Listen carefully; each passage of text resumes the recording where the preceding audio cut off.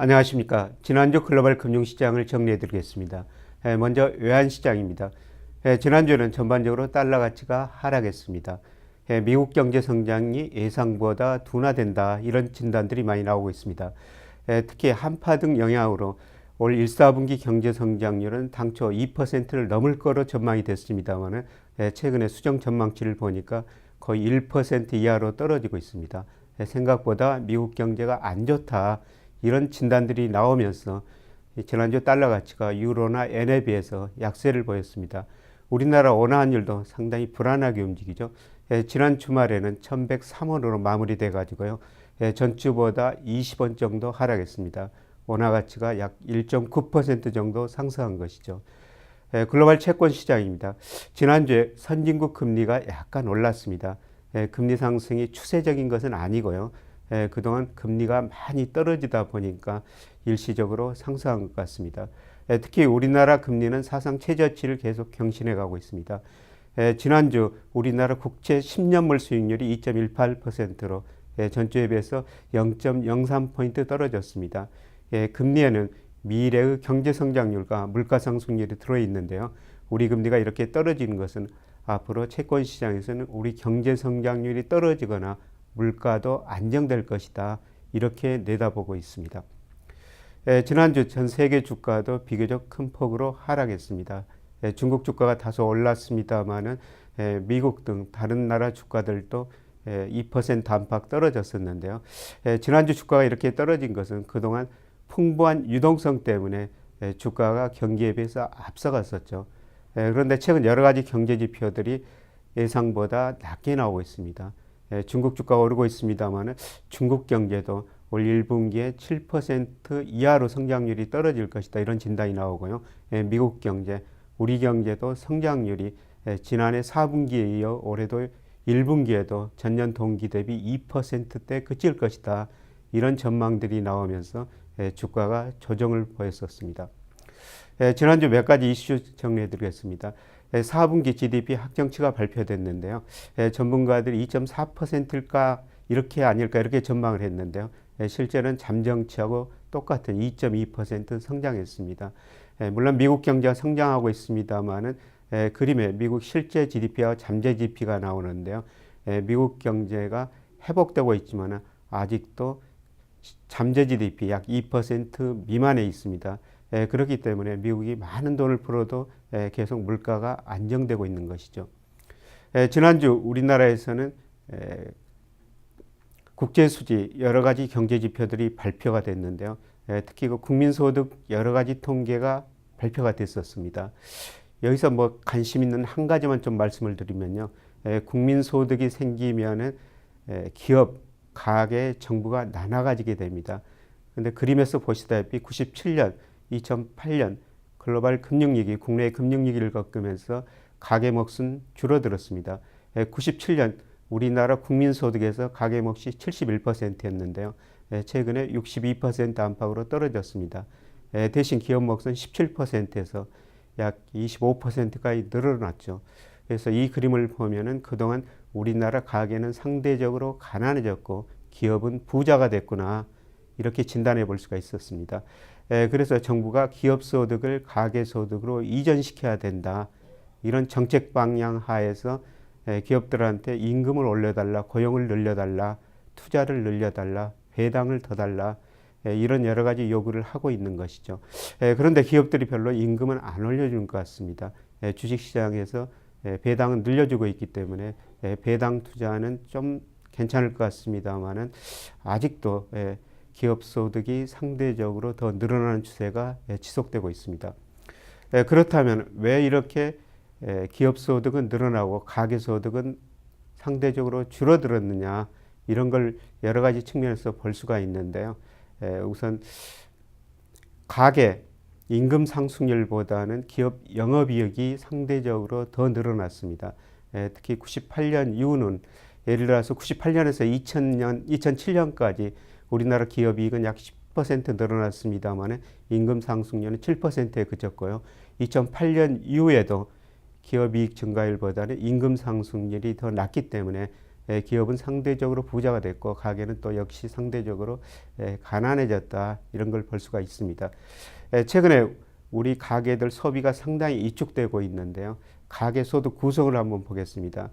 가계 소득 중에서 임금 및 급여 비중은 최근에 올수록 계속 올라가고 있습니다. 최근 한 65%까지 올라갔죠.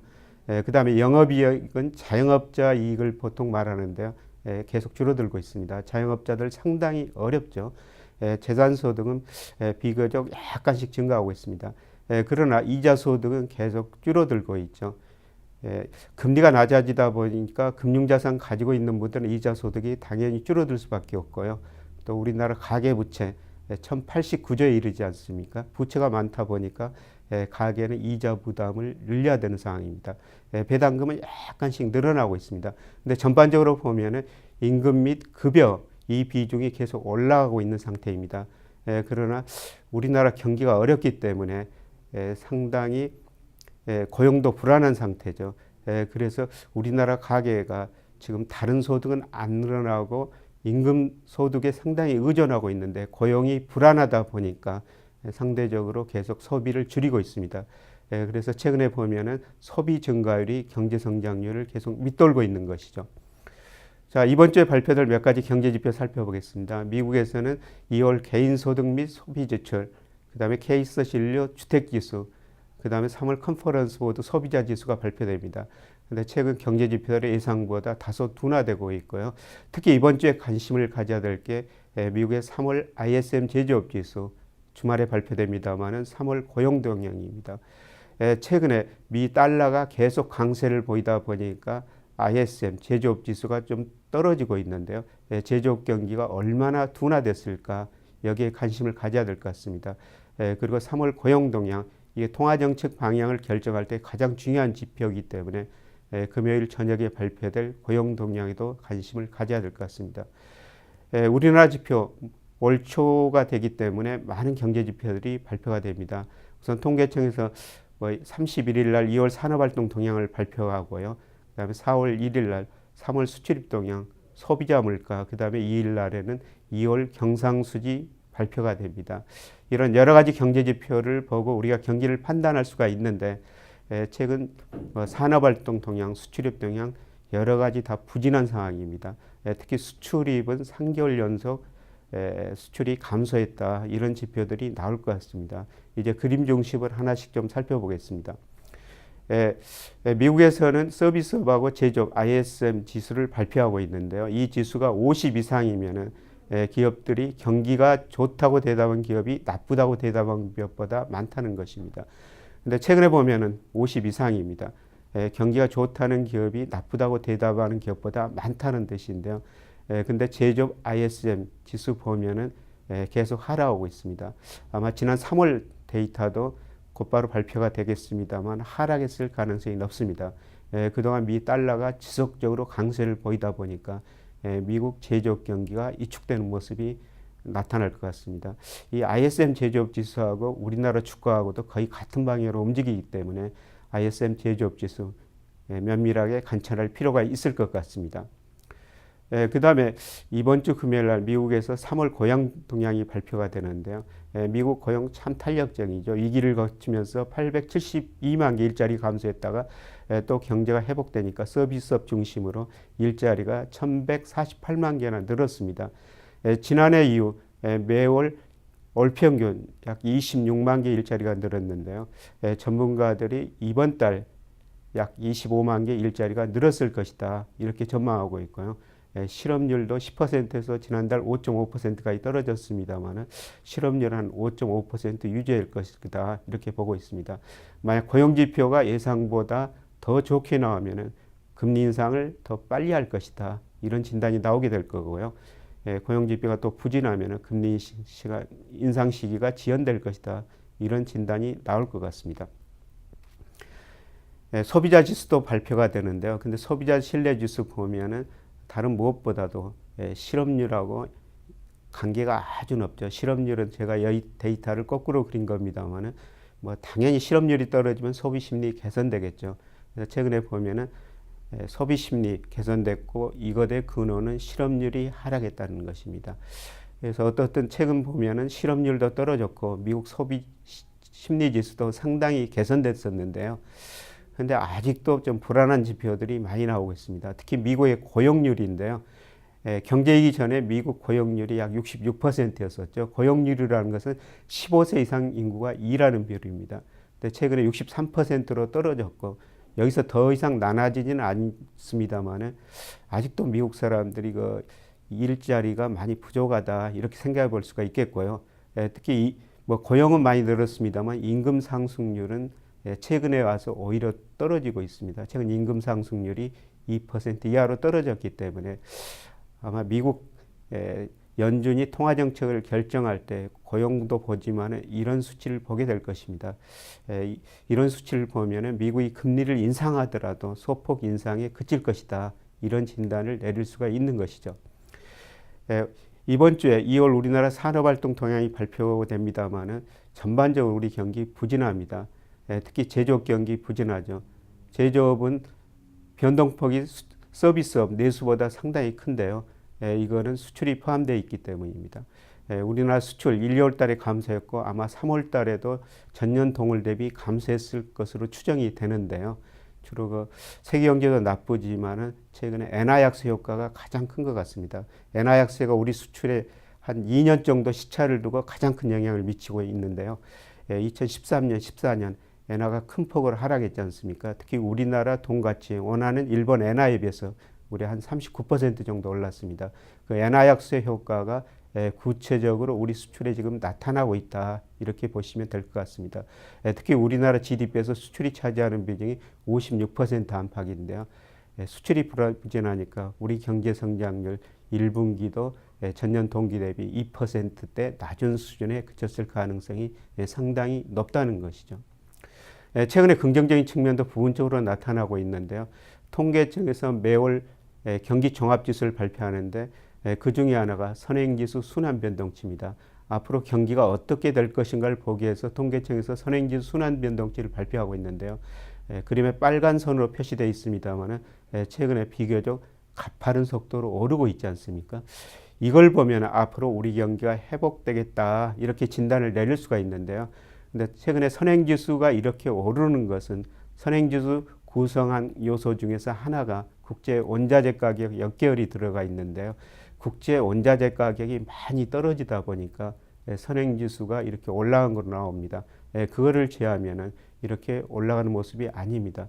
그래서 가게 보면 선행지수가 이렇게 올라가고 현재의 경기 상태를 나타내는 동행지수 순환변동치도 뒤따라 큰 폭으로 올라갔습니다만은 최근에 선행지수가 올라가고 있음에도 불구하고 동행지수 순환변동치는 거의 정체 상태에 있습니다.